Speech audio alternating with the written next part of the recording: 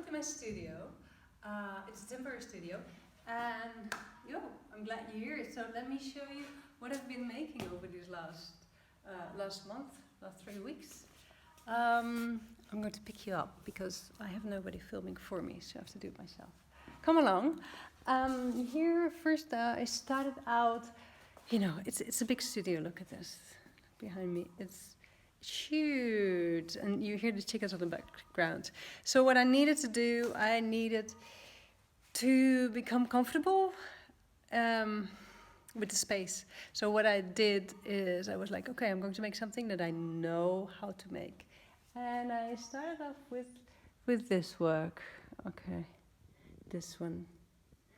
It's larger than the usual ones, which are like that big usually. I made these over the last days when I had the feeling like, most of the work is done. So I got this amazing time to work in this space, and I was like, okay, how am I going to use it to the best? And I thought, well, I have to allow myself to be out of my comfort zone and allow myself to play and make stuff that I usually don't do.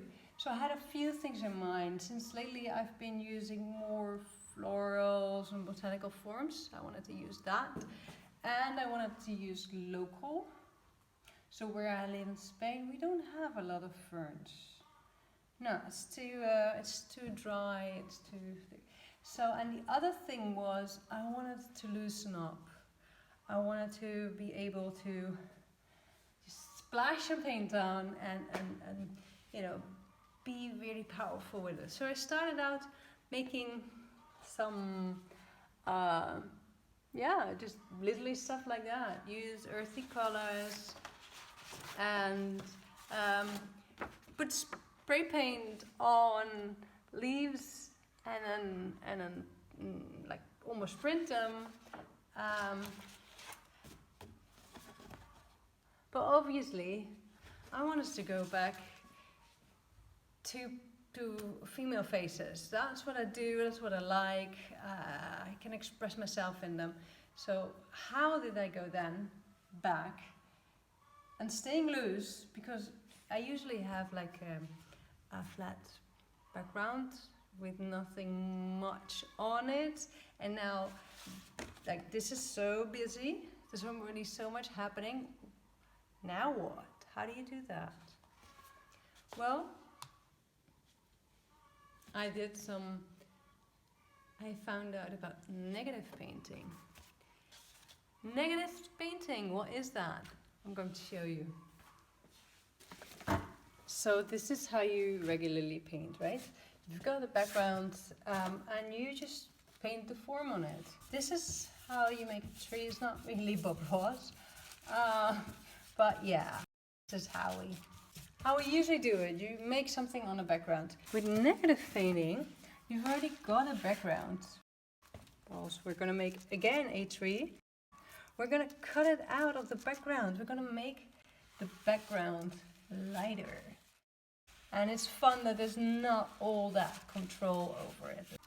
Which is, for me, is very freeing, because I'm always paying attention on what's there, what's not there.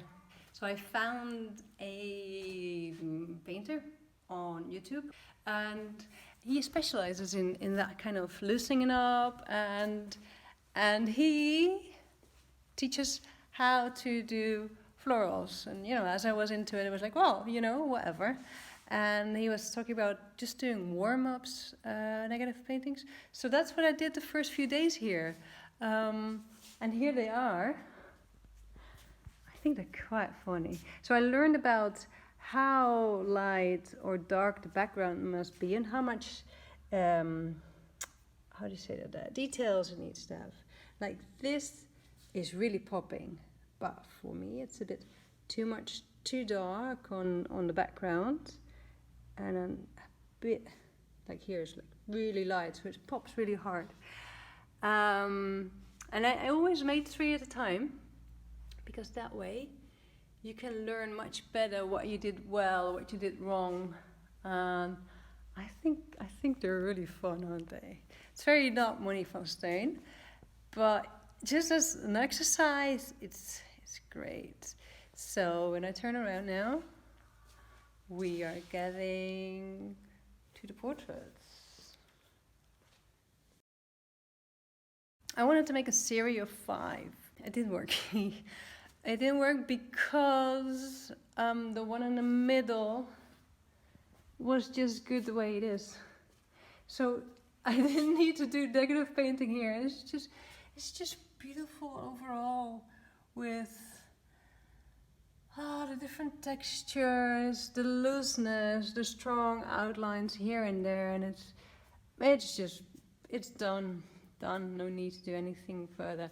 So that was the one that was supposed to go in the middle with 2 on the sides, and yeah, that did not happen.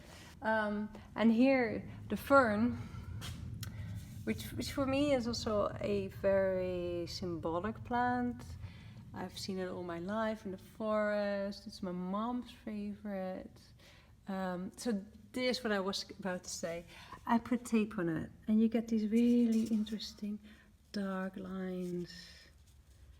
When you later on put a wash, like a wash is like when you put paint really liquid. See, it runs and everything, and it works really nicely. But 5 hours of putting tape is not worth it. Love this one, and somehow it works really well to put spray paint in a really strong straight line. I never do that, and splatters everywhere. And what I also enjoyed is to not be very clear where something turns in from one point to another. Like, yeah, you can see where probably the neck ends and the hair begins, but as supposedly it's all very much in a shadow, you don't really see it. So, and here's the fern again. So I highlighted it by painting a little bit like between the leaves, or actually on the leaves, because the white that you see is where it has, the fern wasn't, obviously. So yeah, so this one, this one is amazing as well. I started to work with those blue lines there as well, and there the strong outline. I don't know, it was just fun. It's a good contrast with the reds, and yeah. Here we have the fern again. How beautiful, isn't it? Oh, love it. So, and then this one, also really proud of. And it is a series, even though it's for now 4, but I might be able to rescue this one and this one. They're called Misty Heads, and maybe I'm going to make more, I don't know. Misty Heads, Spanish style. I used all kind of materials. See, that's wax crayons, and I'm making sure that the drip was still very visible. And on purpose putting in lines that you normally don't see in a face, but just to stay loose, to have fun. And here, as you can see, like the blue just works so well to make it like stand out. So thank you for coming to this little studio visit. I hope you enjoyed it. I certainly did. The artworks are going to be up for purchase to the regular channels. But for now, I'm going to work on those 2 because I want them to be finished before I leave this studio period. So, yeah, see you another time. Somewhere in real life, I hope. Bye.